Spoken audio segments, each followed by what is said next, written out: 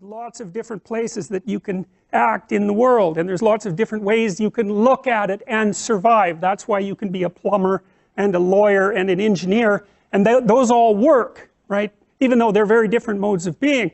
And you can have different personalities and survive as long as you're capable of finding the place where your particular filters and behavioral proclivities match the demand of the environment. And a huge part, I would say, of successful adaptation is precisely that. Now, there are other elements of personality too. One of the things that I've been struck by, and this is actually one of the criticisms I have of the psychoanalysts and the clinicians in general, even though I have great admiration for them and would say that what they have to say is very much worth listening to, is that it's not obvious that your personality is inside you. You know, you think, you know, a human being is a strange multi-level thing, and you might ask yourself, well, for example, you know, is your mother more a part of you than your arm? Or maybe even more precisely, is your child more a part of you than your arm? I mean, certainly people will do drastically self-sacrificing things to maintain the lives of their children.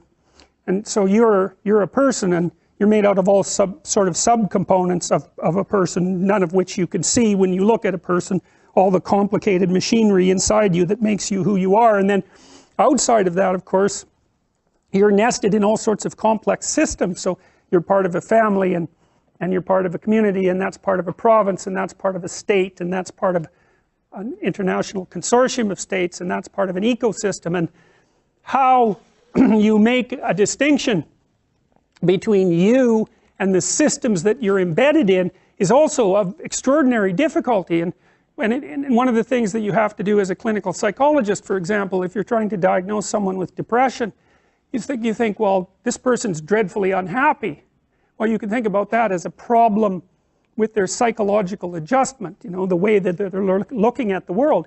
But if you look at the epidemiological literature, for example, one of the things that you find is that very many people have a first depressive episode after something genuinely terrible has happened to them, right? They've lost someone, or they've become injured, or they've become unemployed, because unemployment is a terrible shock to people. And it's not precisely self-evident that you can consider someone who's unhappy and desperate because they no longer have a job depressed. They're certainly sad and they're not doing very well, but the fact that they no longer have an income is actually something with dramatic practical consequences, and treating that as if it's a mental disorder seems to be counterproductive.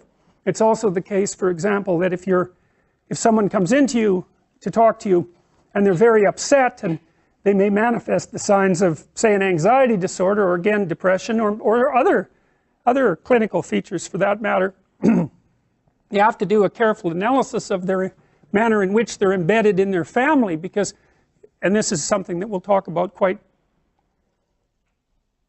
thoroughly when we come to discussing Freud, is that, well, you know, it's not like everybody's families are necessarily particularly happy places to be. You know, I mean, human beings are very dependent. We have a very long period of dependency, partly because we're so cortically hyper-developed. It takes a very long time to program us into something that's vaguely capable of maneuvering on its own, and that produces, of course, the very tight familial bonds that we all desperately require, because who wants to be alone in the world? But it also exposes us to the probability of becoming entangled into even multi-generational family pathology. And it isn't obvious always, and certainly hasn't been to me when I've seen my clients, that the fundamental problem with the client is the client. Sometimes the fundamental problem is the family. And perhaps that person has been identified as the problem person. It's rather convenient for everyone who's involved to make that presupposition. It's also the case that, this is the Freudian idea fundamentally, this is the Oedipal idea, that it's very easy for people to become over-dependent on their parents, and for the parents to facilitate that, and then for the primary developmental problem for the individual, in fact, to become free of the interfering elements of the family so that they can exist as independent individuals. Well, and then of course there are cultural variations in that that make that proposition complex, but that's a fundamental tenet, say, of Freudian psychology. A lot of the clinical psychologists, all of whom that we're going to study, have a pronounced Western orientation. One of the fundamental presuppositions is that part of the hallmark of positive psychological development is the creation of an individual that's capable of acting independently.